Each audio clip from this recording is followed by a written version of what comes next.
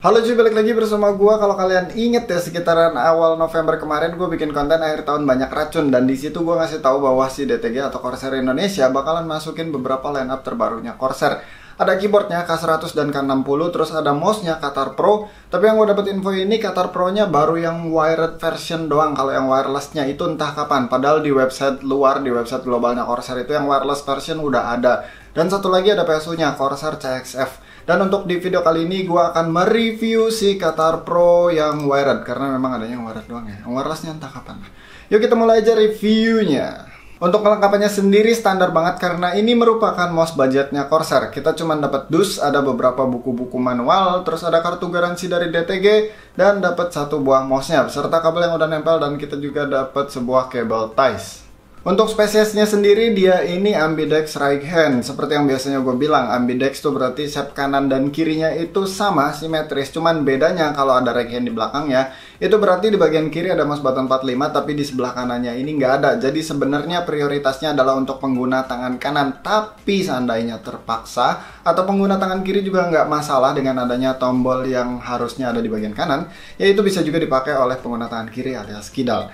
Untuk mouse button 45-nya bentuknya ini unik banget. Gue baru nemuin nih ada mouse yang bentuk mouse button 45-nya ini kayak gini. Dan untuk penempatannya menurut gue pas untuk di tangan gue. Travelnya juga bagus karena dia nggak sampai jeblos. Dan untuk finishingnya dia pakai black gloss. Untuk di bagian side gripnya dia pakai tekstur segitiga-segitiga kayak gitu. Ini mirip kayak harpun deh kayaknya. Tapi dia ini pakai plastik doang, nggak ada rubber finish sama sekali. Karena maklum ini adalah mouse budget.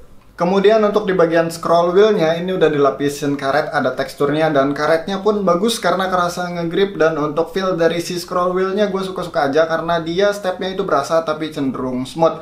Dan si scroll wheelnya ini di bagian kanan kirinya itu ada lampu yang nyala-nyala. Lampunya ini sebagai LED indikator dari si DPI-nya, dan satu lagi sebagai RGB illumination. Untuk di bagian belakang scroll wheelnya ada satu buah tombol DPI yang bentuknya hexagon. Dia pakai black gloss ya, sama dengan apa yang ada di bagian depan dan belakang scroll wheelnya. Pindah ke bagian punggungnya dulu. Di sini ada logo Corsair yang tidak nyala sama sekali. Dia ini nggak RGB, nggak single color, pokoknya nggak nyala sama sekali. Beneran cuman pakai finishing black gloss doang. Jadi mungkin konsepnya ini black on black ya. Dia pakai perpaduan warna black gloss plus matte black yang ada di keseluruhan bodinya. Dan untuk materialnya sendiri pastinya dia pakai plastik yang kerasa plastiki memang, tapi wajar karena ini mouse budget juga. Dan gue demen banget sama finishing matte blacknya karena teksturnya ini kasar banget, yang bikin gripnya itu jadi lebih enak. Dan ini nggak akan nyeplak cuy, soalnya yang biasa pakai matte black tapi agak cupu ya teksturnya, itu bakalan nyeplak kayak di Rival 3, M901, M902, dan yang lain-lainnya. Pindah ke bagian belakang ada 3 buah mouse glide yang ukurannya lumayan gede-gede, kecuali di bagian tengah yang ngelilingin bagian sensornya. Dan untuk feel dari glide-nya sendiri gue rasa aman-aman aja, oke-oke aja. Kerasa cukup smooth, nggak terlalu kasar dan nggak terlalu berisik juga. Sekarang kita beralih ke kabelnya. Panjangnya ini mungkin sekitar 1,8 atau 2 meter ya. Gue nggak nemuin di boxnya soalnya. Biasanya mouse itu kalau nggak 1,8, 2 meter lah. Standarnya segitu ya. Dan untuk kabelnya ini polos aja. Dia nggak pakai sleeving, nggak pakai braided, cuman pakai karet biasa. Dan ini memiliki performa yang menurut gue cukup payah. Kabelnya ini tergolong kaku banget. Jadi gue rasa kalau pengen enak ya, beli mouse Bangi aja yang murah juga ada. Soalnya daripada pakai polosan kayak gini yang gue rasa suka nyangkut cuy. Gue pribadi nih kalau ada tekukan kabel yang kayak gini, terus ini ngepas banget di sudutnya meja, ini bakalan suka nyangkut-nyangkut karena kabelnya memang cenderung kaku. Terus untuk konektornya pastinya pakai USB Type A yang belum gold plate, dan ini USB headernya tuh gede banget. Oke, lanjut untuk beratnya sendiri. Qatar Pro ini cuma 69 gram, jadi bisa dikategorikan sebagai lightweight gaming mouse. Dan untuk ukurannya sendiri ini masuk ke kategori medium size-nya gaming mouse ya. Soalnya kalau gue jajarin sama Rival 3 dan M901, ini memang ukurannya tuh mirip-mirip cuy. Overall untuk di tangan gue dengan ukuran sekitar 18 x 7,7 cm dengan style palm grip, gue rasa si Qatar Pro ini masih memberikan grip yang lumayan asik. Sekarang gue akan pindah ke switch-nya. Nah, switch-nya ini sayang sekali, dan gue mohon maaf sebenarnya karena gue tidak menemukan informasi mengenai switch-nya Qatar Pro ini. Sampai video ini dibuat ya, gue nyari-nyari kemana-mana nggak ada. Ini switch bikinannya siapa? Apakah Broco gitu? Siapa tahu bikinannya Broco kan ya. Switch yang buat lampu itu loh.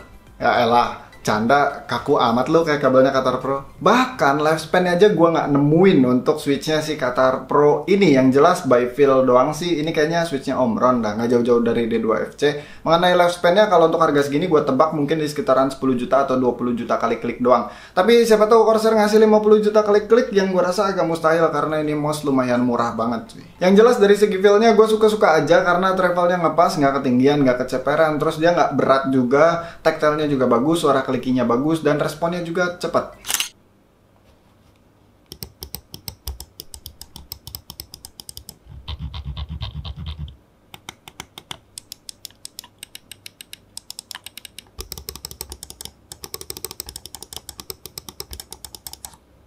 Oke lanjut, untuk sensornya sorry banget gue nggak bisa kasih tahu tepatnya ini sensor pakai apaan. Gue cuma nemuin sensornya tuh PixArt, terus dikasih tahu resolusinya doang. 12.400 dpi, itu gede banget untuk sebuah gaming mouse budget ya.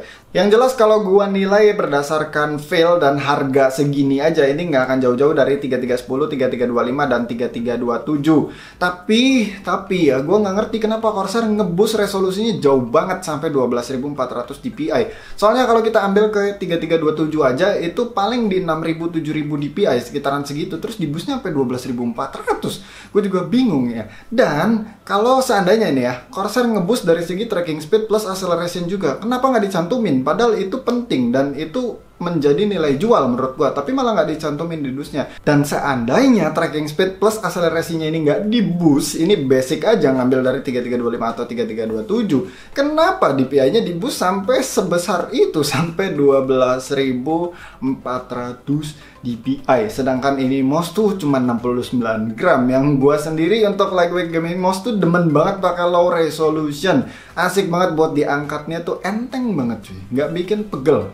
Yang pasti selama gue pakai Qatar Pro ini nggak ada masalah sama sekali dengan sensornya. Trackingnya kerasa oke, akurasinya juga kerasa oke. Gue nggak ngalamin adanya isu tracking loss dan segala macemnya. Oke, seperti biasa bagian terakhir gue akan bahas softwarenya. Dan si Qatar Pro ini untung banget sudah mendukung iQ. Untuk menunya sendiri yang pertama ada action, dan kalian di sini bisa bikin makro atau kalian juga bisa ngotak-atik key assignment dari si mouse-nya tersebut.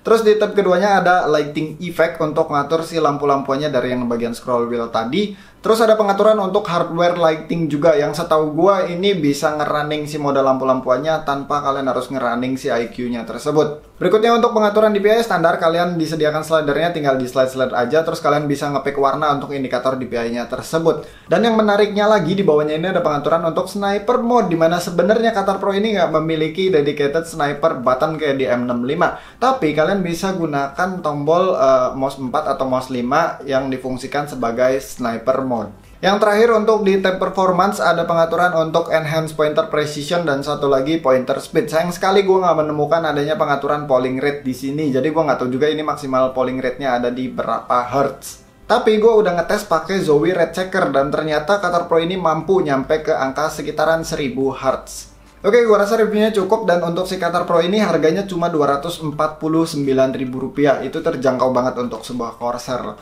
Dulu seinget gue itu Harpoon sempat juga nyentuh harga di bawah 300.000, tapi kayaknya sekarang udah di 300 sampai 400 ribuan ya. Jadi Harpoonnya kayak naik kelas, terus si Qatar Pro-nya nih ngisi di bagian kelas yang harganya 200 ribuan. Yang harusnya dia ketemunya sama Logitech G102, G103 atau G102 LS ya. Sebenarnya dulu itu sempat SteelSeries juga ikut-ikutan, ada Rival 95 PC Bank yang harganya under 300.000 juga. Tapi gue nggak tahu sekarang masih ada atau enggak. Jadi mungkin saingannya dia satu-satunya untuk di kategori premium brand itu cuma dari Logitech doang. Dan kesimpulannya sekarang Corsair sudah mulai aktif ya bun, main-main ke budget gaming gear, entah nantinya bakal ngerusak pasar atau sekedar pengen ngisi kekosongan di bawahnya Corsair Harpoon doang. Yang jelas dari segi value-nya untuk harga 1/4 juta bagus. Kalian dapat desain yang sebenarnya tergantung selera, kalau gua tidak terlalu memfavoritkan, tapi untuk desain kayak gini not bad lah.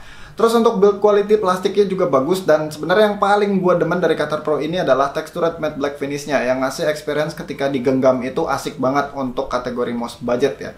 Kemudian dari segi performa juga switchnya udah kerasa oke, bagus, sensornya juga oke meskipun dua-duanya ini misterius. Dan jangan dilupakan bahwa si Qatar Pro ini lightweight gaming mouse yang punya berat cuma 69 gram. Paling dari kabelnya aja yang agak gua sayangkan memiliki performance yang nggak bagus-bagus amat. Jadi overall Qatar Pro ini wajib kalian lirik kalau kalian lagi cari mouse yang harganya sekitaran 250 ribuan. Oke, itu aja videonya. Thank you udah nonton. Sampai ketemu di video selanjutnya. Bye.